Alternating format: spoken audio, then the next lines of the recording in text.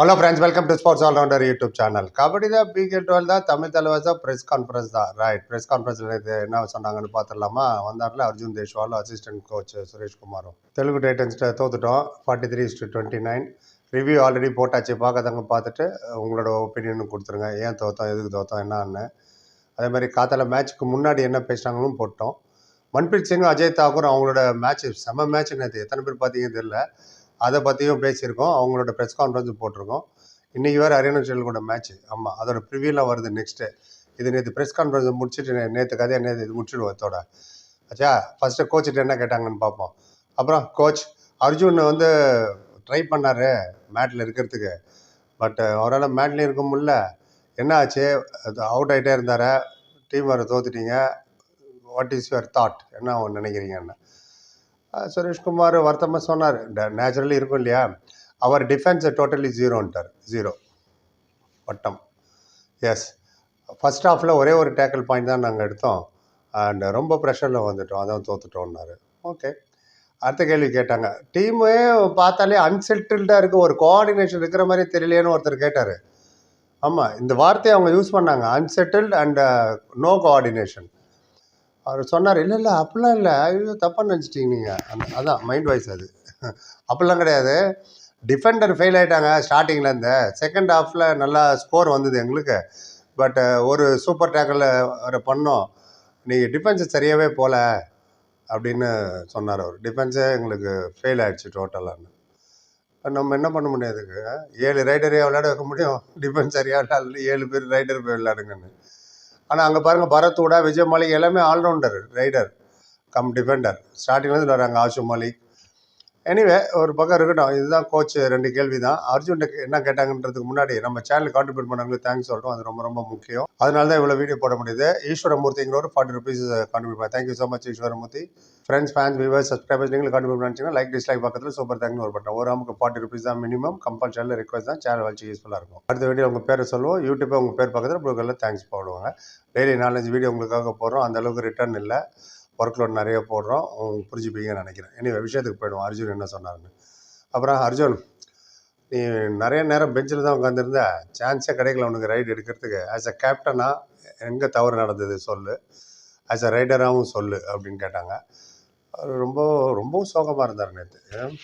சொன்னார், ரொம்ப பிகினிங்லேருந்தே everything went wrong, where went ராங்கோட எவ்ரி திங் வென்ட் ராங் அப்படின்ட்டார். ஆமாம், சப் குச் கல்லத்துவான். ஸ்டார்டிங்லேருந்தே நாங்கள் எவ்ரி திங் வென்ட் ராங், நிறைய டேக்கிள் ஆயிடுச்சு. அண்ட் சூப்பர் டேக்கிளில் வேற போய் மாட்டிக்கிட்டோம். அது ஒழுங்காக பண்ணியிருந்தாலும் மேட்ச் க்ளோஸ் ஆகிருக்கும். ஆனால் ஒத்துக்கிட்டார், அது ஏன் மிஸ்டேக் தான்.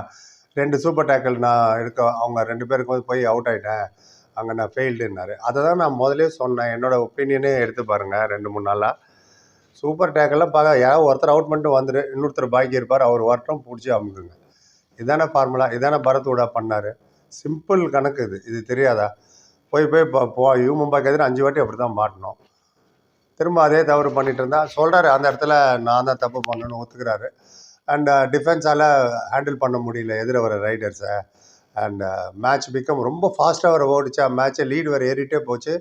நாங்களும் மிஸ்டேக் ஆஃப்டர் மிஸ்டேக் செஞ்சுட்டே இருந்தோம், அதான் காரணம் தோற்றதுக்குன்னு. அப்புறம் கேட்டாங்க, இன்றைக்கி ஹரியானா கூட மேட்ச்சு, அண்ட் அதுவும் நல்ல டீம் தான்.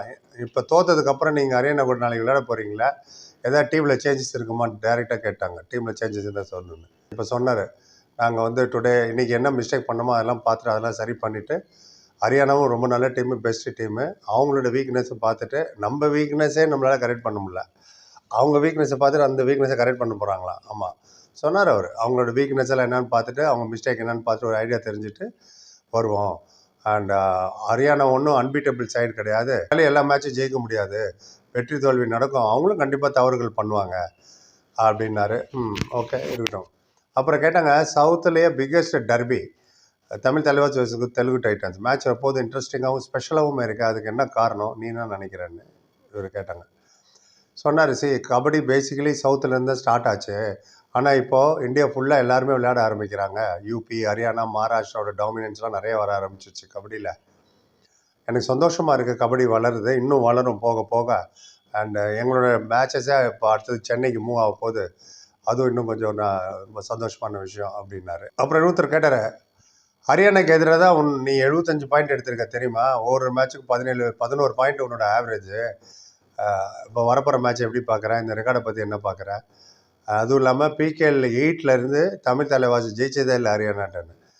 மன்பிரீத் இன்டர்வியூவில் சொன்னார் 2 சீசனாக நாங்கள் தான் ஜெயிக்கிறோன்னு. இவர் சொல்கிறத பார்த்தா 8க்கு அப்புறம் 9, 10, 11 3 சீசனாக ஜெயிக்கல போயிருக்கு. ஒருத்தர் கேட்டார் பிகேஎல் 8லேருந்து ஜெயிக்கவே இல்லை தமிழ் தலைவாசி ஹரியானாக்கு எதிராக, இப்போ என்ன இப்படி இந்த மாதிரி கேட்டார். ஏன் சிரிக்கிறேன்னா அவ்வளோ கோவம் வருது. கோவத்தை அடக்கிட்டு நான் சிரிக்கிறேன். ஓகே, அங்கே சிரிப்பவர்கள் சிரிக்கட்டும், அது ஆணவ சிரிப்பு. ஆமாம், அதில் ஒரு பக்கம் இருக்கட்டும். இவர் என்ன சொன்னார் பதில் அதை சொல்லு அப்படின்னாரு. சொன்னார் நாங்கள் திரும்ப அதே தான், நாங்கள் வந்து எங்களோட மிஸ்டேக்கை பார்த்துட்டு ஹரியானோட மிஸ்டேக்கையும் பார்ப்போம்.